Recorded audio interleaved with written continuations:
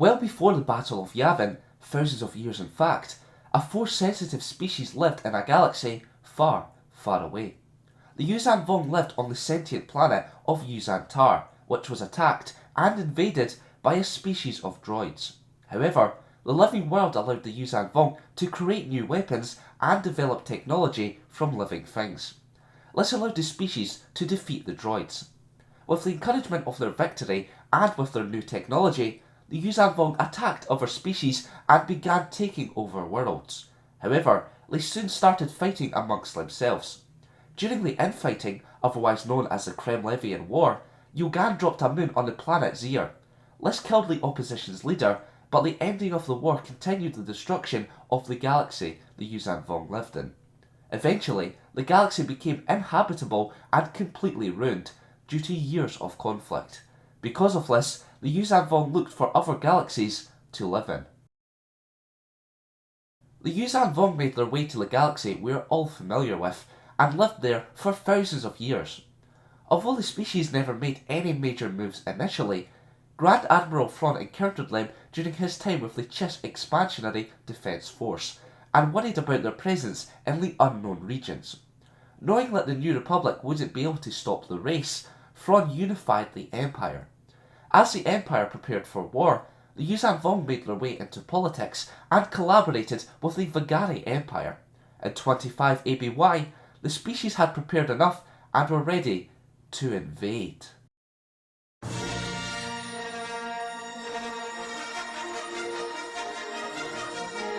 The Kankruzans presents Star Wars Lore Episode 101, The Yuuzhan Vong War.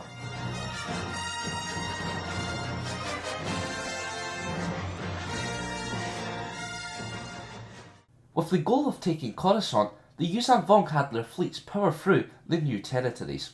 Not long into the conflict, Yuuzhan used the ability displayed back in his own galaxy.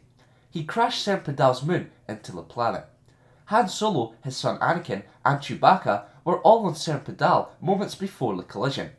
Because Anakin had fallen behind whilst fleeing to the Millennium Falcon, Chewbacca went back to rescue him. Although the Wookiee managed to save Solo, Chewie was unable to board the Falcon. As the ship fled, the moon smashed into the planet, killing Chewbacca. Following this, the Yuuzhan Vong dealt another blow to the Republic by destroying the Star Destroyer, the Rejuvenator. Not giving up, the Republic chose to use tactics that helped defeat the Galactic Empire during the Battle of Endor. They would fight the Yuuzhan Vong from a strong position on a battlefield of their choosing. However, as much as the Republic strategized, they could not stop the Yuuzhan Vong from advancing. The New Jedi Order were not of much use either, as they simply did not have the numbers to cope with the enemy. The species had moved incredibly quickly, and within the first year of their invasion, they captured the majority of the territory that they would control throughout the war. Moving from Serpedal, the Yuuzhan Vong conquered the planets Debrillion and Destrillion, and later attacked Dantooine. They attacked the latter using slave soldiers called Chazrak, who came from their own galaxy. As noted by Jason and Anakin Solo, the Chazrak were mindless creatures, basically the Yuuzhan Vong's version of battle droids. Following the conquering of these worlds, the Yuuzhan Vong captured even more planets. They truly seemed like an unstoppable force. Since the war's beginning, the Republic won no major battles and went 6 successive months without a victory at all at one point. This demoralised the Republic's forces. They came to expect losses. As the war progressed, more panic filled the galaxy, and most planets that lay in the path of the Yuuzhan Vong's invasion plans chose to surrender without a fight. Savong La, the Yuuzhan Vong's war master, called for a ceasefire not long after. Obsessed with wiping out the new Jedi Order, he promised the bloodshed would end if the galaxy handed over the Jedi. The Republic welcomed the ceasefire since they needed a chance to replenish their ships and rethink their war strategy. Because large bounties were placed upon Jedi, many in the galaxy became Jedi hunters, and many Jedi were handed over to La. Seeing similarities with the Great Jedi Purge, Luke Skywalker had Force sensitives moved to safe houses so to safeguard them. However, they were still not safe. The Yuuzhan Vong discovered the Vornskar, a species able to detect Force sensitives. The Yuuzhan Vong then crossbred the Vornskar with the Pharaoh Zin, a creature from their own galaxy. This created the Voxen Queen, which produced thousands of creatures that could hunt down Jedi. The ceasefire ended in 26 ABY when the Yuuzhan Vong attacked the planet Yagdul. Not long after, Anakin Solo led a Jedi strike team in destroying the Voxen breeding facility on Myker. Although Jacen Solo managed to destroy the Voxen Queen, therefore completing the objective, most of the strike team was killed, including Anakin, and Jacen was captured by the Yuuzhan Vong. Savong La chose to attack Coruscant whilst the Jedi were distracted, and the Republic believed the Yuuzhan Vong were planning a different assault. The species moved far too quickly for the Republic to handle. After bypassing the planetary shield, the Yuuzhan Vong attacked Coruscant's surface. The galactic capital was quickly war-torn, with the Imperial Palace being destroyed. After a long, drawn-out battle, the Yuuzhan Vong claimed Coruscant, scattering Republic forces across the galaxy. They soon began changing the planet to be more like their homeworld, and they actually renamed it yuuzhan'tar. Because the Republic had no world to call home, and their forces were sporadically placed throughout the galaxy, it failed to properly function. Although all seemed lost, the Republic quickly realised that the Yuuzhan Vong had sustained considerable losses conquering Coruscant, and that the enemy would be exposed on their other territories as a result. Although the Yuuzhan Vong controlled the majority of the core, the inner rim, mid-rim and outer rim, for the first time they looked vulnerable. As the Yuuzhan Vong built up the defences of the core, the Republic replenished its forces.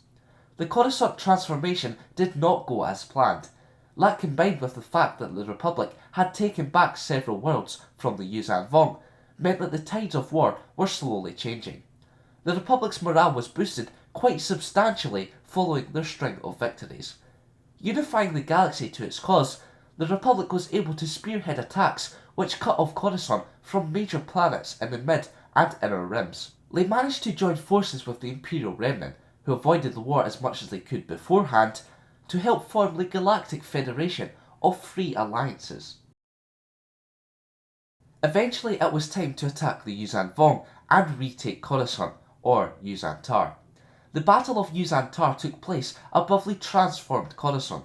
It was a fierce battle and everything was on the line. It truly was a must-win situation for the Republic and their allies.